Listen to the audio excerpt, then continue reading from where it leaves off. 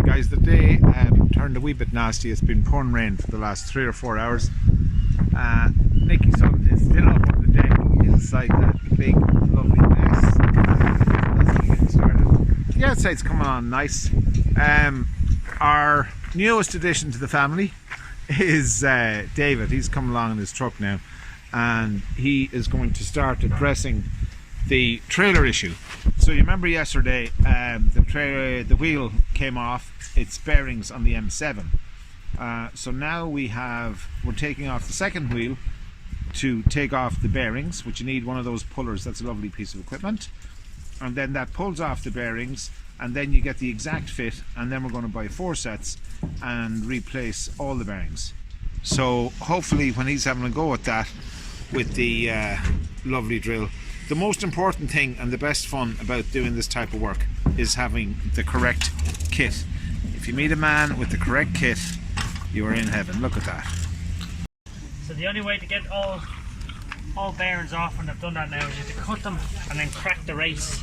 Okay, would you do that again with this little machine for 1 second for me? Because I like looking at the sparks. Again. There you go, I love the sparks. And actually again with the sparks, there's a lovely smell of that welding, drilling, metal, all that.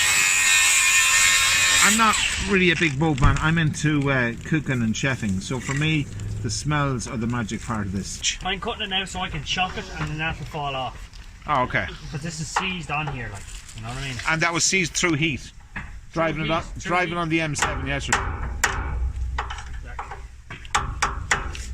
I'd have got a bigger hammer with me now, I wouldn't do this big job. We're basically trying to crack that. Guys, we left David pulling off this, so he's got the perfect one off. So that's what we wanted. We wanted the inside bearing out, the outside bearing out, and then refix it. This was the good one. This, unfortunately, is the bad one.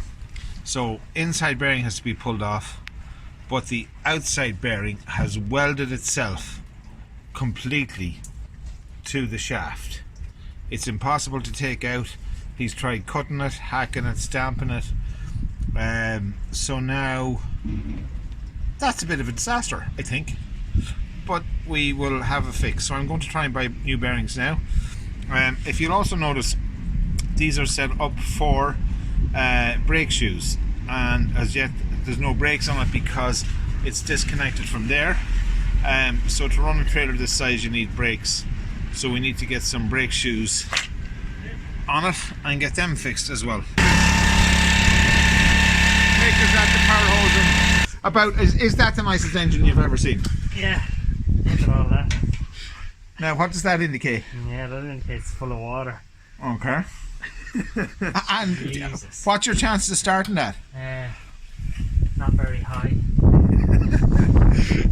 Did you see all the slime down there? Tell me that's the worst engine you've ever seen. It is, look. So funny. She's not going to be simply done. So what can we put in instead of it? A diesel? Yeah, a bit of diesel in there, yeah.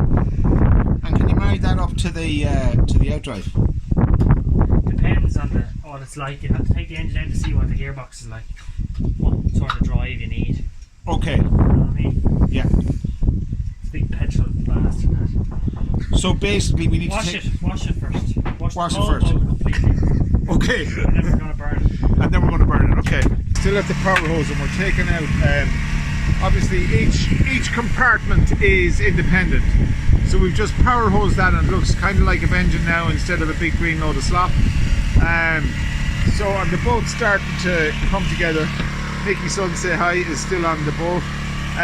The rain turned really bad this afternoon, and the power hose. Sorry about the noise in the background, but that's what we started with, and this is what we had. So it's not magic, but it's not too bad, and we still have our disaster downstairs. These guys will fit. Now our biggest problem is getting the center out of that, and we need a man or more tooling. Now to get these off, if we were ever going to do it full time, is we get some of these beautiful machines here, and there's a lovely new black one inside that box. It's about €100, and then we can get the grease and any amount of gear lubes and stickers and stuff So we've got a great salesman here, so I should walk out of the store with buckets of stuff. Anyway, we're going to start off with the outside, the inside bearings, and then a machine shop to get those out. If you have a way, give us a shout. Thank you. Look what I've just found. Yay, baby. Stainless steel. Look at that. Now, unfortunately, they are so expensive, we don't even have to price. We have to have long negotiations to figure out how much that's going to cost. So that item there and there, we only use if we win the lotto.